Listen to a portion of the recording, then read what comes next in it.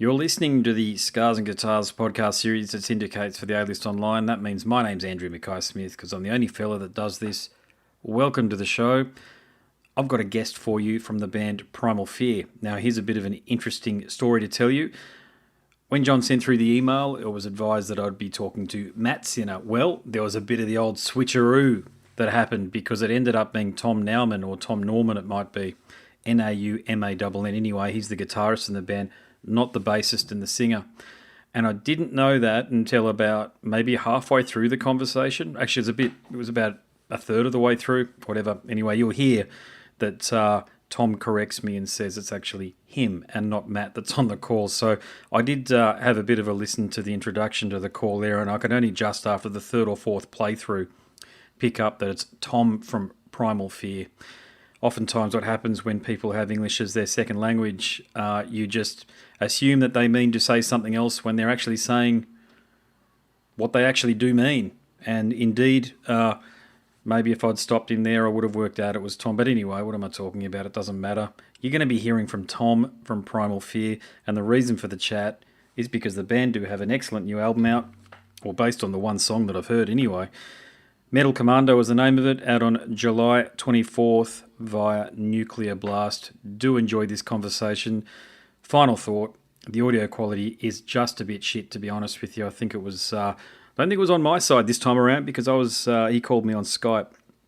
So, but anyway, I still think it's a worthwhile interview to share with you. Here it is, Tom from Primal Fear. How are you going? Hello, Andrew. This is Tom from Primal Fear. How are you doing? Oh, I'm good, mate. Good. How's things been going? How's the calls been going?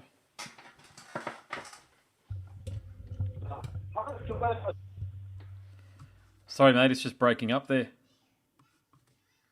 How is the weather in Australia? Mate, for us, it's a bit cold, to be honest with you. I think it's actually, where's my phone? I can tell you what it is now, mate. It's 14 degrees Celsius. No, it's 18 degrees Celsius and raining. So it's It's cold for us, mate. In my part of the world, I'm in the subtropics. But now it's like summertime in Australia? No, the opposite, winter. See, Northern Hemisphere summer, Southern Hemisphere winter, yeah. Yeah, okay, but we got like in the beginning of summer so far, and with this Corona stuff. Oh, it sucks, doesn't it? Yeah. It sucks, yeah. Sorry, mate, the line's a bit funny, so if it cuts out and I ask you to repeat things, that's all it is. Yeah, it's just the line's a bit odd. So, where do you come from Australia? Sydney? I'm from the Gold Coast, so near, you know where Brisbane is? You've probably been here before. You've probably played shows here before, but just south of Brisbane. We played Sydney and Brisbane. No, Melbourne and Sydney. Oh, okay, yeah. Well, I'm about 2,500 kilometres north of Melbourne and about 1,000 kilometres north of Sydney. Okay. So there you go. Yeah. It's a long trip to walk, huh? Oh yeah, that's it. I mean, look, these days with planes, it's like getting onto a bus, though, isn't it? I mean, it's so easy. Have you ever met some crocodiles and sharks so far? I have. Yeah, I have. I've certainly. Well, when we say met, yeah, I've been in the vicinity of both, yeah, and they're not pleasant, actually, I've got to say. They scare the shit out of you. Yeah, there's a primal,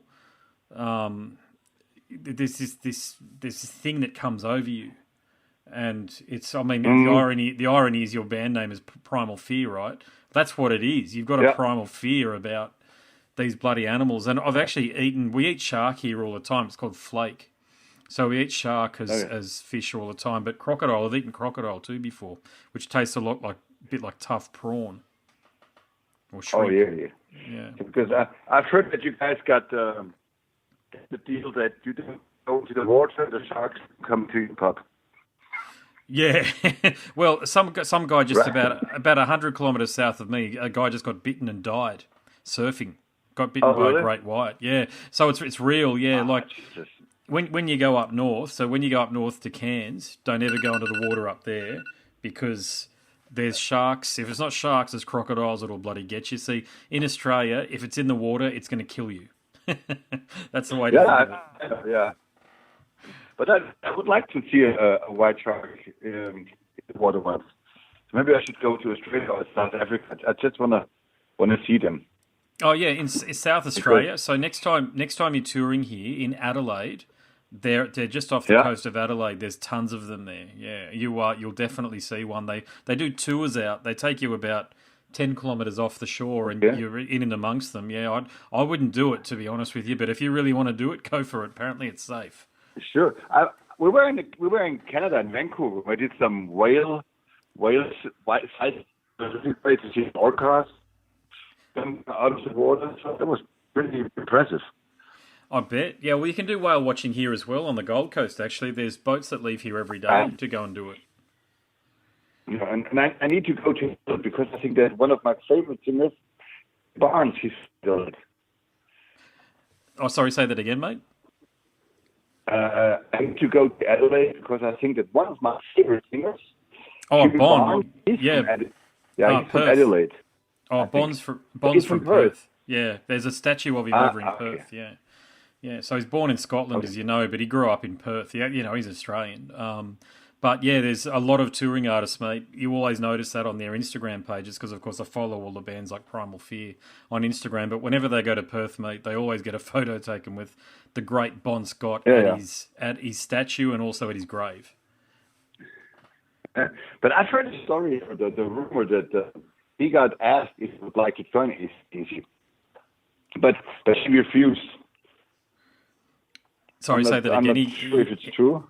He got say that again. I can confirm it for you or otherwise because I'm quite knowledgeable in ACDC. I've heard the rumor that he got asked to join AC/DC after Bon Scott died. Who was that? Sorry, which singer was that? Jimmy Barnes. Yes, no, you're right. You did. Sorry, if you're talking about Jimmy Barnes, yeah, Jimmy Barnes is from Adelaide. Sorry, my bad. I thought you were talking about Bond. Yeah, no, Jimmy Barnes is from Adelaide, but he lives in Sydney, the Southern Highlands in Sydney these days. But you're Okay. correct. Yeah, correct. That's a very little known fact. I think that Jimmy All was right. one of the guys that was asked because Jimmy actually sang in the same band, Fraternity, that Bond came from. Really? He did? That's correct. Yeah, yeah. Okay, but before he joined Cold Chisel? That's correct. Yes, that was the band he was in that got him into Cold Chisel, Fraternity. Yeah, Okay. Okay, cool. yeah. Oh, So that's Let's yeah, start with the interview, huh? mate. Why not? It's been good talking to you so far. So, and it's funny you mention AC/DC and Jimmy Barnes because look, I think you've had an outstanding career playing heavy metal in the power metal vein, but your music has always had a bit of AC/DC about it. You know, both Sinner and Primal Fear, but particularly Primal Fear. And look, I actually remember when the debut was released in 1998. You know, it was one of the few albums. Yeah. Yeah, that's this. I mean, it's 22 years ago now, if you can believe it. But that's one of the albums that helped Yeah. kick heavy metal. I know heavy metal's Yeah. always been big in Germany, but not over the world. You know, there's been Germany and some other countries where it's been really big. But, you know, you guys were one of the bands that really helped kick off heavy metal again and put it back into the spotlight. So now, if you can believe it again, mate, 13 albums later, you're still going strong, maybe stronger than ever. And look, Yeah. I've only heard the title track from your new album, Metal Commando, All right. but it's outstanding. So, and I think you guys are getting better with age. So how on earth are you doing that? How are you getting better with age? I can't tell because the fun part is as the band, it was like there was the grunge scene all over the place, and we never thought that we would have any success at all with this kind of music. And so we just wrote songs for ourselves, and then we got a small record deal, and we were just so happy to get a deal at all. And then Marcus Steiger of Nuclear Blast heard the songs, and then he paid the other record company, and so we went to Nuclear Blast, and the album came out. Then we went into the charts. But I have to admit that there was I think Hammerfall was the first band who brought out a metal album Yeah, in this I days. agree. They really Yeah. they were the first ones, I guess. And then we followed them, and then we start touring, and then we played all the huge and big festivals in Europe, and it was really a dream come true. Yep. And then all of a sudden we played South America. We did the American tours, and we played Japan, and we were twice in Australia already, and so, and it's just like, I don't know, maybe we're like a good wine, we're just getting better. No, I agree. I mean, it's all there, and look, the other thing too is that I know that you're a producer because I know that you've worked with Pegasus from Melbourne amongst many other bands, but the sound quality on Metal Commando was outstanding. So, did you handle the production on that? It's like we go into a studio in Denmark, which is next to Germany, to the mixing guy called Jacob Hansen, and we record the drums there. And then this time Magnus, he recorded guitars at home, and Matt and Ralph also recorded the guitars at home, and Alex and me, we went into the studio of our front of house mixing guy, and we put the final touches on the album there, and it was like pure fun to go into the studio with these guys and having fun and fooling around with licks and tricks and riffs and all that stuff. And we're pretty satisfied with the new outcome. So it's pretty tough to get even better from the last album, because the last album, Apocalypse, was pretty nice, I guess, and it was also very successful. Yep. And now we put out the other one, and even Nuclear Blast is totally satisfied, and we all can wait to bring out the album.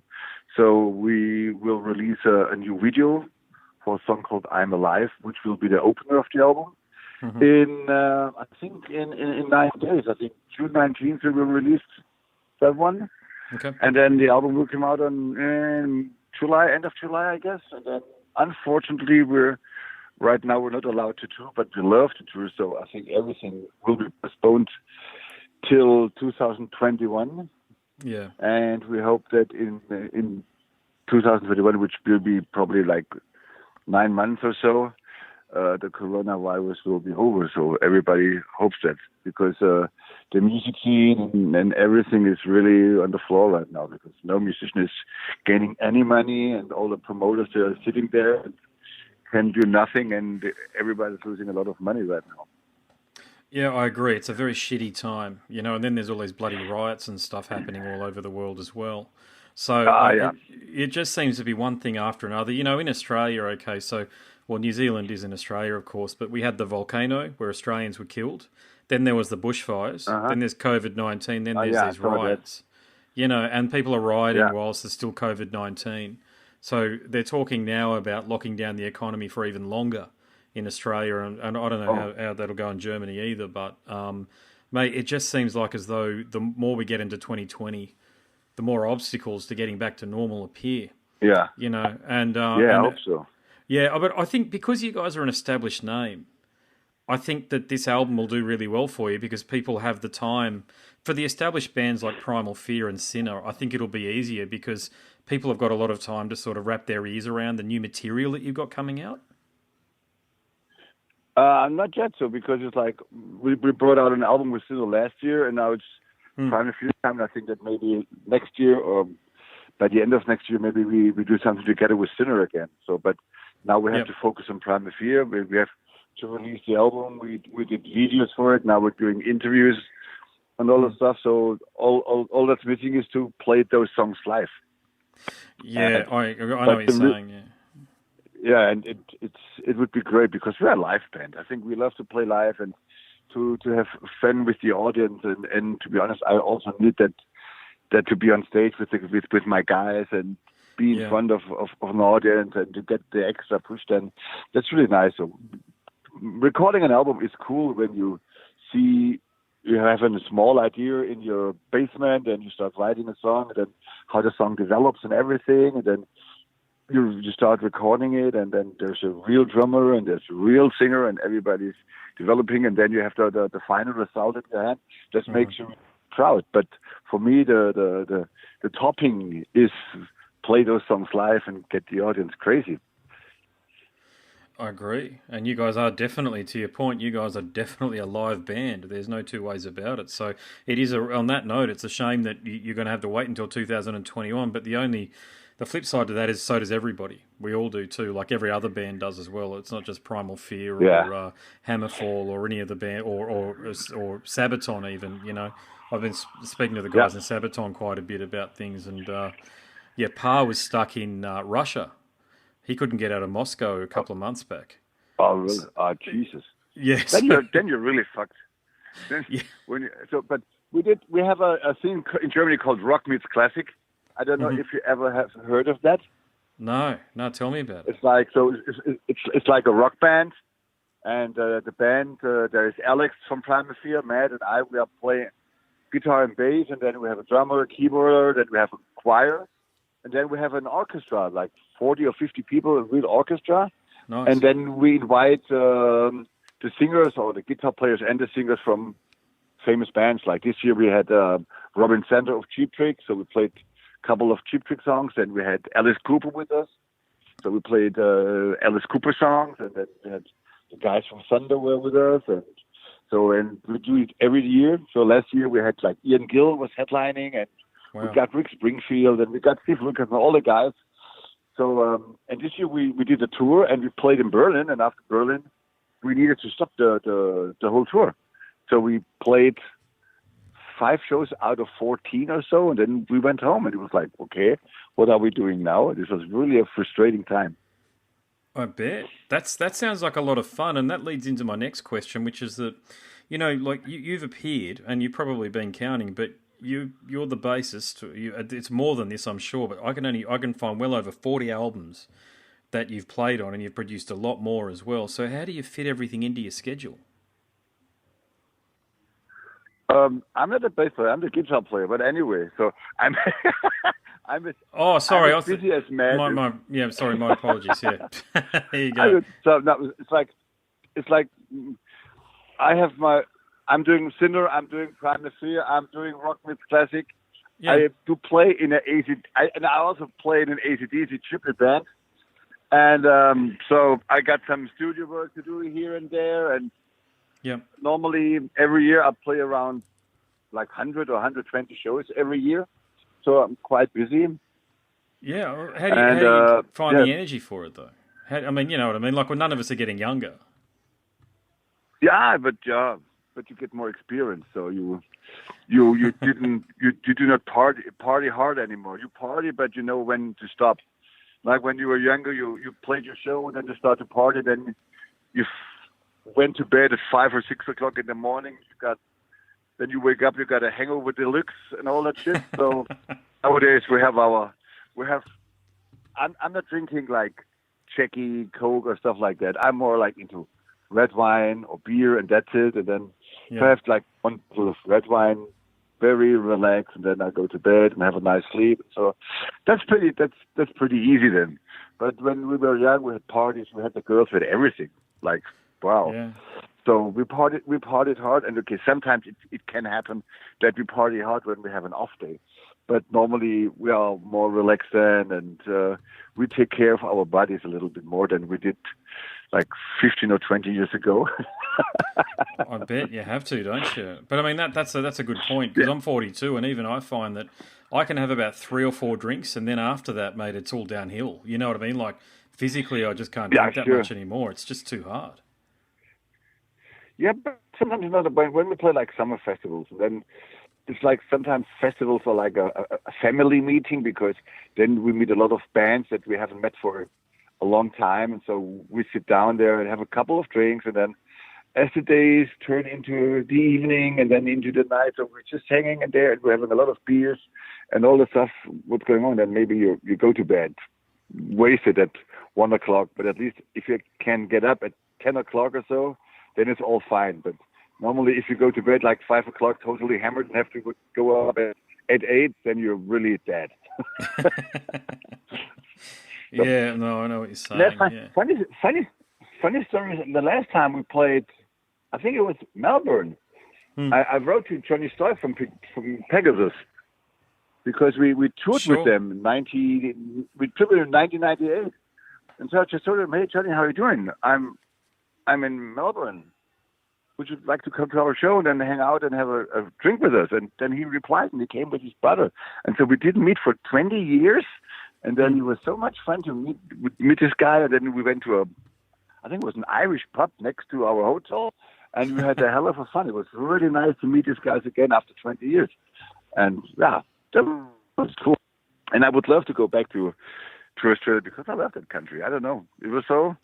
I was so amazed when I came out of the airport and I went into the van and then we drove to the hotel and you took a look to the left. Yeah. And then you saw kangaroos. For us Germans, it's not normal to see kangaroos. Only in the zoo. Yeah, well, they're on my front. They're on my front lawn every night. To be honest, yeah, they're everywhere. It just depends on where you are in Australia. I know. Yeah. Yeah, I know that they can be a pain in the ass sometimes. They just shit everywhere. So you can be out in the yard and there's just kangaroo shit or wallaby shit everywhere. You know what I mean? And the dogs go after it and eat it, and it's disgusting. And you're like, oh my god, I've got a bull terrier. You know the breed bull terrier. He likes to chase after them. Or they're like a really. Yeah, they're a fairly robust dog. Okay. Yeah, so he runs after them and causes all sorts of havoc. But yeah, he's a good dog, I suppose. You know, he just does. Okay. He just does what he has to do to try to have some fun. Put it that way. Have you ever been to Europe or Germany? I haven't, but I would. Let me share this with you now. I've just applied for the Nuclear Blast A&R role. I don't know whether you saw that role was advertised, but I've just applied for it. So I'd love to get to Germany and hang out with all of the bands and stuff. But no, to answer your question directly, I've been everywhere else except for Europe. All right.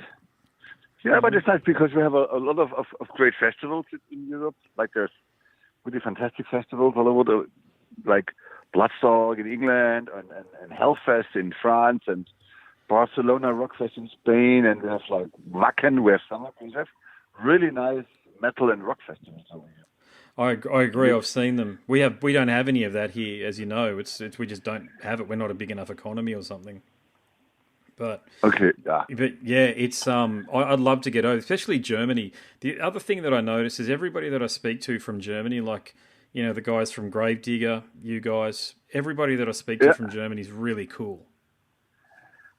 Oh, thank you. Yeah, Jens, the bass player of Gravedigger, is a very good friend of mine, and sometimes we play together in our AC/DC tribute band. So he's a really good guy, and I also know I know the Gravedigger guys, and we know the Creator guys, we know the Halloween guys. So we know each other because we're doing it. Everybody's doing it for years right now, and sometimes our paths cross, and it's really cool to hang out with these guys. Sometimes we tour together, and it's great to be part of this German metal family or metal team. I call it that. Yeah. I'm really looking forward that we will do this for a couple of more years.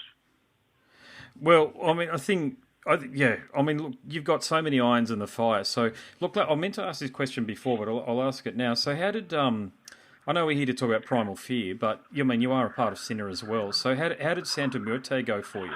Because that was a bloody good album. Okay, thank you. Again, there was there's a car passing, so I didn't understand. How did the album from Sinner Santa Muerte? I think that's how you pronounce it. I don't know Spanish, you see. So, but did that sell well for you? Did that go really well? Was it received by fans as well as you'd hoped? Yeah, for sure. But the Primal Fear is the more popular band, and Matt is doing his. Sinner is a very old band. It was founded in 1982, I guess. So it was and there were so many lineup changes, and then Primal Fear becomes his priority, and so once in a while he's just doing recording an album and just for having fun, and he's a great Thin Lizzy fan, so am I. So we play some Lizzy kind of music, and we're just having fun recording it, and we do not really expect to have a major success. It's just because fun, but we're selling albums, but not that much anymore, or not as many as with Primal Fear, but it's more kind of a fun project. I think Matt would not call it fun project, but I would. For me, it's a fun project. So it's having fun with the guys, being in the studio, recording songs that we wrote and that we like, and then we go on tour. We're not really doing touring like we did with Primal Fear, 5 weeks or 6 weeks in Europe, and then we go to South America. It's just couple of shows, like 9 or 10 shows, and then we play a couple of festivals in Germany, and that's about it. Because I think that Matt is so involved in Primal Fear and Rock Meets Classic and all the other stuff that he hardly has any time to put up a good tour and everything. So it's, for me or for us, I think it's more like having fun in the studio, recording an album, bringing it out, and play a couple of shows and having fun there. Yeah. So you spent some time out of Primal Fear.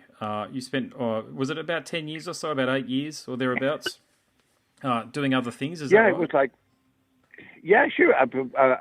I think we parted ways in 2006, I guess. Mm-hmm. And then I was a hired gun for a band called Brainstorm when they did their tour, because their guitar player could not play all the shows, so I helped them out. Then I played in a band in Switzerland called Fox, and it's the singer there called Mark Fox, and he is the singer in a Swiss band called Chakra. I don't know if you ever heard of them. I have, yeah. And they're pretty successful in Switzerland, and so he did a solo album. So I played on that one, and then I did some touring, and I had a couple of bands playing and recording some stuff in the studio. And then in 2014, first they asked me if I could be the director on their world tour with Primal Fear, and then we played the last show. I guess it was in Osaka. And it was so much fun on that tour, and then they asked me if I would like to join as a regular member again. And so we agreed, and so I'm in the band for 6 years already. Yeah, time flies, doesn't it? Time flies, huh? Time flies, yeah. So when you were growing up, though, did you grow up in, I mean, you're a bit older than me, did you grow up in West Germany or East Germany? I grew up in West Germany. I live in Stuttgart, which is like in the more southern part of Germany. Yeah, Porsche, where Porsche's from. And Mercedes. Mercedes. Porsche and Mercedes. This is Mercedes is just around the corner. I'm not living directly in Stuttgart. I'm living 10 kilometers away. Sure. And we all have that Porsche and Mercedes all over the place here. So this is a really nice place. We have a good infrastructure. And I'm glad we live on the more wealthy part of Germany. You do. So were you affected by the Syrian migrant thing, or did they go mainly up north? Once again, please. You know how there was 2 million Syrian migrants that came in. Angela let them in about 2016 or 2017. Did they move into Stuttgart at all around you? No. I think that. Sorry. Yeah, I think they might have been Berlin. Then that might have gone to. Yeah, no, it's just I know when Angela, you know how there was all of the Syrian migrants that came in about 5 years ago or so, 4 years ago, into Germany. Does that ring a bell? Huh? I didn't get the question right now. Oh, you know how there was the Syrian refugees? You know how they came into Germany? There was 2 million that came in 2016? Oh, I don't know. You mean immigrants and stuff like that?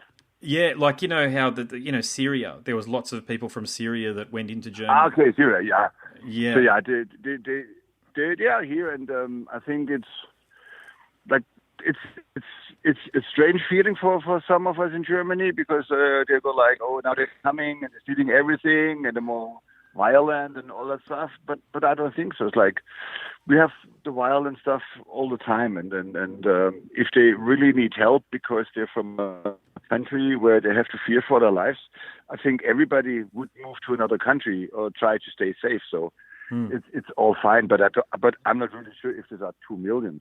So. Don't always believe the papers.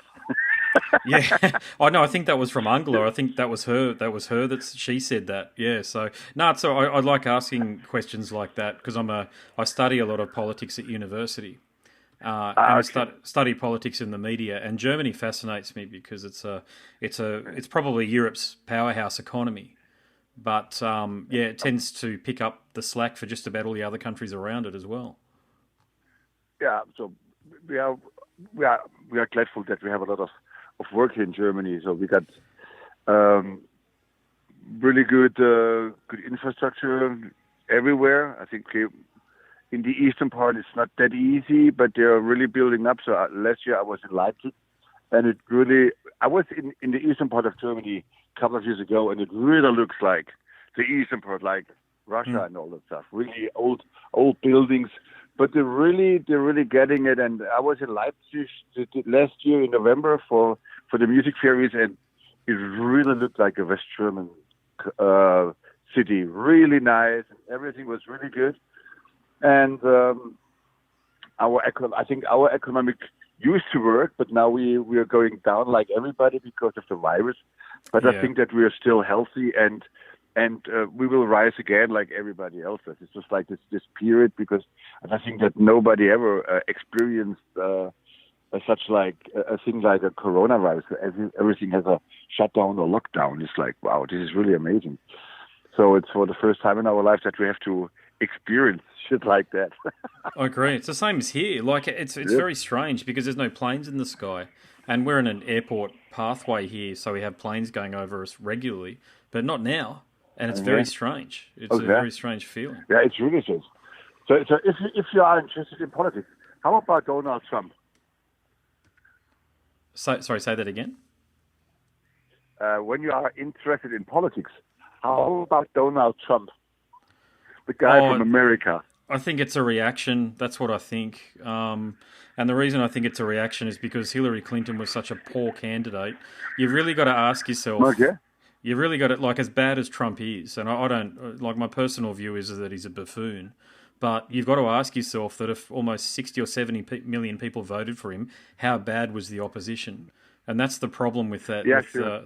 That's a problem with the American system at the moment is, I mean, to throw up those two candidates in 2016, the system's rotten. There's something very wrong when you get a reality TV star who inherited his money from his father, and then you get the wife of a former president who was a philanderer and probably couldn't give a shit about her. You get these two as the people, and what annoyed me more was the way people in countries like Australia and Germany protested and did things, because it's got nothing to do with us. It's an American issue. Yeah, sure. You know, it's very like we can have an opinion and talk about it, but actually protesting and stuff is crazy. Yeah, but in Germany we say, if you vote Trump, you get a circus. So. Yeah. Oh, well, look, the Trump thing is man, it was. I remember thinking this is like some people were thinking, oh, he's going to change the system. It's like you can't change their system. It's a rotten system. Yeah, I know. You know what I mean? You'd have to blow it up and start again, but that's never going to happen. So, mate, I don't know what's going to happen from here. I think you'll get in again. I think that's the strange thing. But they don't have. They don't have the money, and they don't have the economic possibility to build something up, because they're totally rotten. There's no car industry. The only thing they have is weapons, and that's why they're always going to war. Because going to war, then they can use their weapons. Yeah, because they have nothing. That's it. Only weapons. You're right. And that's why they're always going to war. Yeah, they've got big tech. Like they've got Silicon Valley too. So there's those two things. They're like the most valuable global companies are. Mercedes is one of them too, and Toyota. But Apple and Google, I think, are the number 1 and 2 most valuable global companies at the moment. I could be wrong, but I think that's last time I checked they were. And they're American companies. But look, they're not really helping the American economy. If anything, they're stealing from the American economy. You know, Facebook and stuff. Because how much money does it cost you and me, as people who are trying to promote things, to pay Google and pay Facebook to promote our stuff? It costs a lot of money. To be honest, mate, I don't do it because I'd rather have organic reach, but it's bugger all. You know, it's... Okay, yeah, sure. It doesn't do much. But with a band like you guys who, you know, I think, and I was talking to, I've spoken to a lot of people that have been around for a long time like yourself about this here. And if a band was popular before the internet, that's the best, because now you can just build a career. But it's so hard now for younger bands to become prominent on the internet and fight through and gain prominence. Yeah, but I think it's for the younger bands, it's much more easier to find or to get a following, because now you have YouTube and you have Facebook and you have Instagram, you have Twitter, so you can post something and everybody in the world can see it or can get it. When we were young, we have only a record deal, and when I was young, there was no internet, there was no mobile phone. So you brought out an album, and if your record company does advertising for you, then you probably have a chance to sell albums. But if you have a shitty record company, and then you brought out an album, and there's no advertisement, so it went down. So nowadays, even small bands can do something and can rise to popularity because of all the internet stuff. Yeah, so I think I think that. You're right. I think they can get popular, but yeah, I don't know whether they can earn a living out of it. That's all. Yeah, I think, but that's the good part. But for us, like when I look back, when there was like MTV or stuff on TV, and then you made a video for like $20,000, $30,000, $50,000.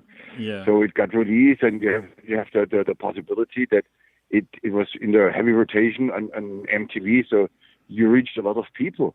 And nowadays, if you're doing a video, you only can bring it out on YouTube just to promote your new album. So that's a little bit of a pity, I think, because there's no real heavy metal live going on TV anymore. There is no channel where there is like there was a lot of good channels, but now it's all hip hop and all that stuff, huh?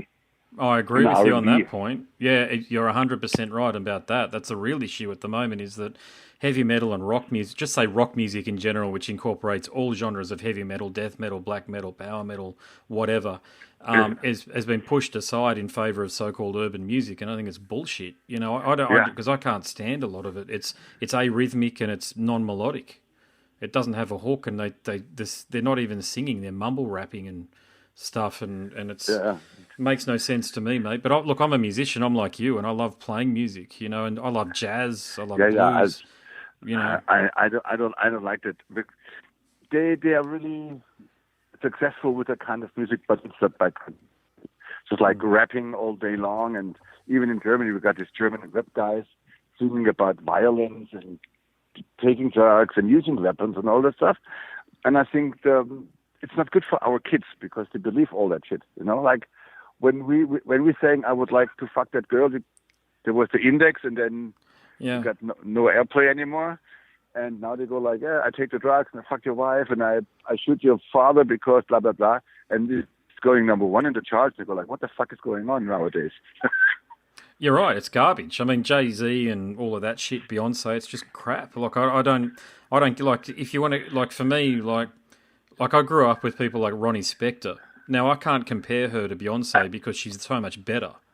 You know, it's music. It's real music. It's rhythmic. It's melodic. Whereas Beyonce is just wobbling. Real handmade. Yeah. It's just not. Yeah, it's just not good music, man. It just does nothing. It's not music that people are going to remember in 50 years' time. It'll just be remember how there's like all those massive pop bands in the 80s, like Milli Vanilli, that nobody gives a shit about now. That's to me, that's what that stuff is. Like, it's only it gets propped up because of the political environment and not because it's great music, you know. And there's tens of thousands of people that'll disagree with me on that point, but I'll stand firm. That's my opinion on it. You know, it's the Primal Fears and the AC/DCs and the Iron Maidens and the Morbid Angels and the great jazz artists such as the Charlie Parkers. You guys are going to be listened to by people in 100 years' time. It's not going to be that shit because that stuff is just. It's a false economy, you know what I'm saying? It's been propped up by the mainstream media. Yeah. Okay. So do you have any more questions? Because we are running out of time because I have to get stuff to do. No, that's all right. No, I enjoy having a chat. I guess one last question for you is, if you're comfortable with everything that we've spoken about, I actually host a podcast series and I'd like to release this on my podcast series, if that's okay with you. I'm fine with that. Sure. Perfect. I hope my English was not too bad, so I understood a little bit of everything. No, you speak. Put it this way: you speak perfect German perfect English compared to my non-existent German. So, thank you for speaking the language. I appreciate it. Yeah. No problem. So, I wish you a good time, and hope to see you soon. Maybe have the possibility to come back to Australia and to play a couple of shows. It would be really fun, and maybe we have the time to hang out together and have a couple of lukewarm beers. I hope so. Well, no, cold beers. Let's have some cold Yeah, beers. cold beer, sure. We'll do All that. right. But Matt, it's been awesome. I appreciate. Tom, sorry, it's been awesome. I appreciate the conversation, and mate, go well and good luck with everything. Cool. Yeah, I wish you the same. Yeah. Take care and celebrate life. Thank you, brother. Bye-bye. No worries. Catch it. Bye. You have been listening to the Scars and Guitars podcast series that syndicates for the A-List Online. My name's Andrew Mackay-Smith. I think that conversation actually went pretty well after it was all said and done. We talked about a lot of things there. As long-time listeners to the show will know that I like to cover many angles, be it politics, music, weather, sport, social matters, whatevs. Also, too, don't take anything too seriously that I say. You know, nobody has, but I'm just putting it out there now, okay? We're all people and we've all got our own perspective on things. And if I say I don't like Beyonce, well, I don't fucking like Beyonce. Deal with it. Thanks for listening.